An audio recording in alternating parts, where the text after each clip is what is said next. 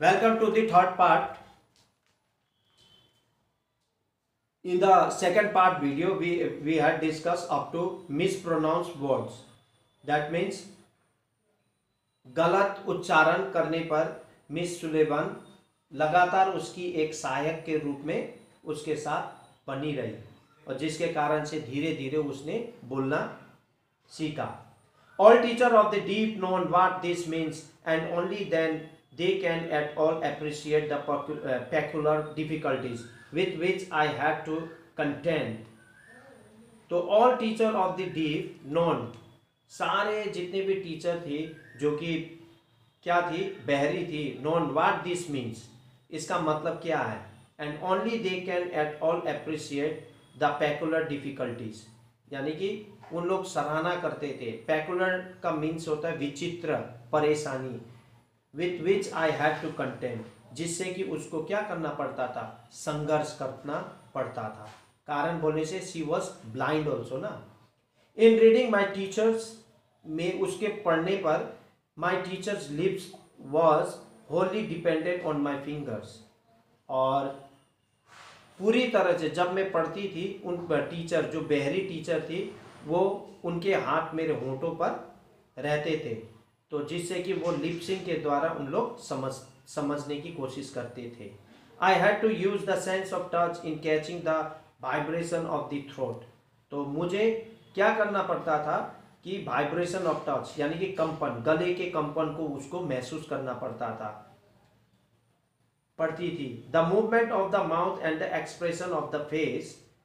Movement of the mouth यानी कि mouth की हलचल को और चेहरे के हाव भाव को उसको महसूस करना पड़ता था. पढ़ती थी क्योंकि वो देख नहीं सकती थी और ना सुन सकती थी. And often this sense was a fault. और कभी कभार क्या हो जाता था, उसके हाव भाव को समझने में, फेस के एक्सप्रेशन को समझने में, छू कर वो जो हाव भाव को समझती थी, कभी कभार क्या हो जाता था, रॉन्ग हो जाता था. In such cases I was force to repeat the words और सेंटेंसेस. और जिसके कारण से उसको फिर दोबारा शब्दों को रिपीट करना पड़ता था और समझना पड़ता, दोबारा उसको सीखना पड़ता था. समटाइम्स फॉर आवर्स, कभी कभार घंटों दर घंटों. Until I felt the proper ring in my own voice, जब तक उसके गले में जिस प्रकार से गोलाकार का बनकर जो शब्दों का उच्चारण जिस प्रकार से गोल आकार का कंपन पैदा होता है, उसी प्रकार से उसको जब महसूस वो अपने पर महसूस करती थी तो तभी उसको वो सही माना जाता था. तो इस प्रकार से वो क्या करते थे कि समझने की कोशिश किया करती थी और अभ्यास किया करते. My work was practice. तो उसका काम क्या था, अभ्यास. प्रैक्टिस यानी कि अभ्यास करना. Discouragement and weariness cast me down frequently, but the next moment the thought that I should soon be at home and show my loved ones what I had accomplished. तो discouragement यानी कि निरुत्साह जिसे बोलते हैं, निराश, हताश जिसे बोलते हैं, and weariness थकावट, cast me down जिसके कि उसको एकदम निराश कर देता था और अब नहीं हो सकता है करके उसको इस प्रकार का फील्स कराने की कोशिश फ्रीक्वेंटली मतलब प्राय हुआ करता था. लेकिन क्या होता था, the next movement the thought that I should soon be at home and show my love ones what I had accomplished. तो लेकिन वो जब इस प्रकार का होता था तो वो सोचती थी, क्या सोचती थी, आई should soon be at home, मुझे घर पर जल्दी ही होना है. कब होना है, एंड जब मैं जल्दी ही घर पर होंगी तो and show my loved ones जिसे वो बहुत ज़्यादा प्यार करती थी, व्हाट आई हैड अकम्प्लिश्ड जो उसने क्या चीज़ पूरा किया उसको वो क्या करना चाहती थी. Spurs me on and I eagerly looked forward to their pleasure in my achievement. तो वो अपने घर के लोगों को वो दिखाना चाहती थी, तो जिसके कारण से उसके और भी वो जिज्ञासु और उत्साह से भर कर वो खुशी से अपनी सफलता की ओर बढ़ने लगती थी. तो इस प्रकार से वो मेहनत करने लगी. My little sister will understand me now was a thought stronger than all obstacles. I use to repeat statically, I am not dumb now. तो my little sister will understand me now, अब मेरी छोटी बहन मुझे अब समझ सकती है, समझेगी, क्योंकि उससे पहले she couldn't understand what she was trying to make her to understand. तो वॉज ए थॉट स्ट्रोंगर, उसके विचार और भी स्ट्रोंग होने लगी, जो कि अपनी बहन को वो नहीं समझा पाती थी, तो वो समझाने के लिए वो उसमें डिफरेंट टेक्निक से भर गई थी। वो obstacle I use to repeat, और बड़े ही खुशी के साथ वो क्या करती थी कि शब्दों को वो दोहराने की कोशिश करती थी। अब वो कहने लगी मैं अब डम्प नहीं हूं, मैं गूंगी नहीं हूं। I could not be despondent while I anticipated the delight of talking to my mother and reading her response from her lips। तो वो कहने लगी कि I anticipated, उसको उम्मीद जग गई और वो बहुत खुश हुई कि जब वो अपने मम्मी से, मदर से, and reading her responses for her lips, और उसकी मम्मी के जो लिप्स को रीड कर कर वो दूर से ही समझने लग गई। It astonished me to find how much easier it is to talk than to spell with the fingers। It astonished, उसको हैरान कर दिया। me, वो कहने लगी मुझे बहुत ही हैरानी हुई, to find how much easier it is to talk, बोलना कितना आसान है, और हथेलियों पर उंगली से सूचना देना, उन अपने बातों को प्रकट करना, क्या कहना चाहते हो हथेलियों पर उसको बयान करना बहुत ही कठिन है करके। And I discarded the manual alphabet as a medium of communication on my part। और जिस प्रकार से उसने क्या किया कि मैनुअल अल्फ़ाबेट जो हाथों पर लिख कर वो बयान करती थी, या हाथों के उंगलियों के एक्शन से वो बयान करती थी, उसको उसने अपने जीवन का एक हिस्सा बना लिया। But miss Sullivan had a few friends still is it in speaking to me, for it is more convenient and more rapid than lip reading। और जिसके कारण से Miss Sullivan and few friends still use it in speaking to me, तो उन लोग, कुछ उसके दोस्त लोग भी उससे बात करने की कोशिश की, और क्योंकि इसी के कारण से क्या होने लगा, उसको और थोड़ा बात करने में आराम से उनके साथ बात करने के लिए कर सकती थी। Just here perhaps I had better explain our use of the manual alphabet, which seems to puzzle people who do not know us। यानी कि और कुछ बहुत सारे व्यक्ति ऐसे थे उनके छोड़कर, जो कि उनके इन एक्शन को, इन बातों को मैनुअल अल्फाबेट जिस प्रकार से संकेत देकर हथेलियों पर लिख कर बयान करते थे, उस प्रकार से लोगों को, ये अन्य लोगों को देखकर ये हैरानी होती थी कि उन लोगों को अजीब लगता था। One who read to talk, क्योंकि उनको जानते नहीं थे कि उन लोग डीफ है, गूंगे भी, बहरे भी हैं। वन हु रीड और talk to me spell with his hand using the single hand manual alphabet generally employed by the deaf।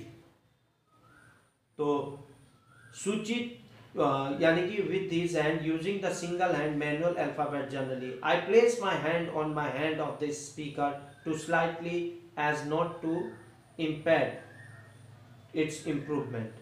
I place my hand on the hand of the speaker। तो जब भी वो किसी से बात करती थी तो एक का हाथ पकड़कर दूसरे का, एक का हाथ पकड़कर अपने हथेलियों से उनके हाथों पर लिखा करती थी। तो इस प्रकार से वो अपने भावनाओं को, बातों को प्रकट करती थी।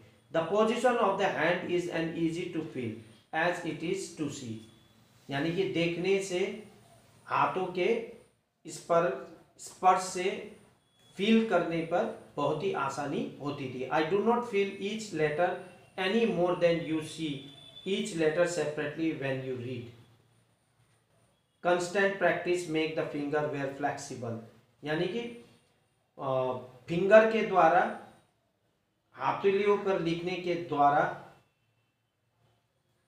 बहुत ही आसान हो जाता था कि उसको समझने में, पहले बहुत ही कठिन होता था। तो उसको देखने से, हाथों पर लिख कर महसूस करने से बहुत ही जल्दी सीख पाता है। तो इस प्रकार से वो कहने लगी। तो इसको समझने के लिए the mere spellings of course no more a conscious act than it is in writing। तो इसीलिए इसको लिखने से, हथेलियों पर लिखने में बहुत ही सचेत होना पड़ता था। तो सचेत का मतलब बहुत ही कॉन्शियस होना जरूरी था, जिससे कि उसको महसूस, instantly have to be feel, उसको महसूस करना जरूरी होता था। तो तभी इन वर्ड्स को, अपने विचारों को प्रकट कर सकते, समझा जा सकता था। तो when I heard made speech my own, I could not wait to go home at last। The happiness of happy moment arrived। I had my homeward journey। तो लास्ट मूवमेंट जब when she was completed her educations about the about how about to speak, how to speak Helen, how to speak, तो उसके बारे में जब वो सीख गई किस तरह से बोलना, तब वो, उसका खुशी का ठिकाना नहीं रहा जब वो घर की ओर जा रही है करके। तो talking constantly to Miss Sullivan, not for the sake of talking but determine to improve to the last minute. तो वो लगातार अपने मिस सुलिवन से बात कर रही थी, और वो बात दृढ़ संकल्प के साथ वो बात कर रही थी कि वो अपने आप को और इम्प्रूव करेगी, अच्छा करेगी। Almost before I knew it the train stop at the to Tuscumbia station and there on the platform stood the whole family. और almost before I knew it, almost लगभग वो पहुंच गई थी, उसे मालूम था, वो महसूस कर रही थी, she was feeling that she reached at her native. The train stop, train रुक गया, और प्लेटफॉर्म पर स्टूड द होल फैमिली, पूरे परिवार लोग इकट्ठे थे। My eyes feel with tears now as I think how my mother pressed me close to her. तो उसके आंखें, जैसे वो स्टेशन में उतरी, उसकी आंखें पूरे आंसुओं से भर गया, और भर जाने के बाद जब वो, उसकी माँ उसको अपने दोनों हाथों से पकड़कर उसको अपने नज़दीक में, अपने छाती से नज़दीक में लेकर उसको क्या करने लगी, कस के उसको पकड़कर उसको प्यार करने लगी। Speechless to her, speechless and trembling with delight. और वो, उसकी माँ स्पीचलेस थी, कुछ बोल ही नहीं पा रही थी, और ट्रेमलिंग, और वो कांप रही थी खुशी से। Talking in every syllable that I spoke. और जो भी कुछ उसने सीखा, उसने उसको कहने लगी। While little Mildred seized my free hand and kissed it and danced। और जो मिल्ड्रेड, जो उसका कुत्ता था, उसके हाथों को, उंगलियों को चाटने लगा, किस करने लगा, और वो नाचने लगा, वो फील कर रही थी। And my father expressed his pride and affections in a big silence।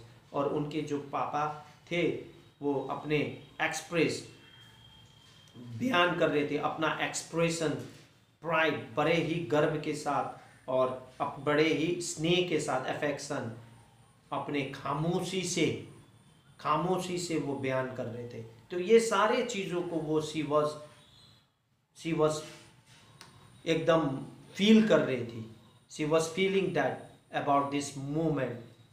तो इस प्रकार से हेलन केलर का लाइफ था। तो because of her strong determination, she made impossible things converted into possibles। So this is the lesson of Helen Keller and how she learned to speak। I hope that you understood this chapter। I have a homework to you, for you all, page number 19, reference to context, page number 20, 2, 3 and B, answer these questions। Again I am repeating homework, page number 19, reference to context A, Page number 20. B. Answer these questions. These are the homeworks. Thank you. See you in the next video.